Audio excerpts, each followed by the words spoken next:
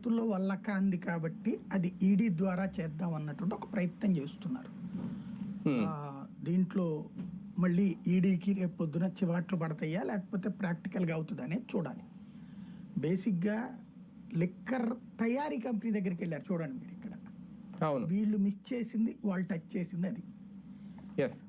First ఎవరిని అడగాలి? వీళ్ళు తయారు చేసే కంపెనీ. ఇప్పుడు అదే కంపెనీ నుంచి మందు కొంటున్నారా లేదా? వాళ్ళ దగ్గర నుంచి ఎట్లా కొంటున్నారు? వాళ్ళు కల్తీ మద్యం అమ్మితే. ఇంకోటి, నకిలీ మద్యంతో అనారోగ్యాలతో ప్రజలు ప్రాణాలు తీశారు. ఏమన్నా టెస్టులు చేశారా? లేదు కదా. ఈడీ చేస్తుందా? పోనీ ఇప్పుడు చెయ్యదు కదా.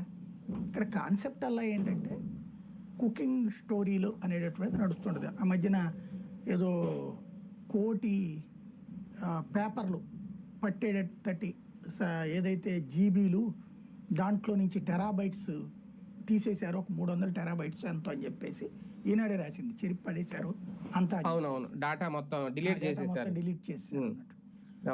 సమాచార హక్కు చట్టం కింద వీళ్ళెవరో వైసీపీ వాళ్ళు ఎవరో అడిగారు, అసలు అట్లాంటిది ఏమీ చెరిగిపోయింది ఏం లేదని చెప్పారు. మరి చెరిగిపోతే వాళ్ళకి ఆధారాలు యాడ్ నుంచి వచ్చినాయి? నెంబర్ 1. రెండోది, అబద్ధం ఎందుకు అంటే ప్రజెంట్ ఏం లేదు, ఒక స్క్రీన్ ప్లే తయారు చేశారు, ఆ స్క్రీన్ ప్లే ప్రజలకు చూపెడుతున్నారు.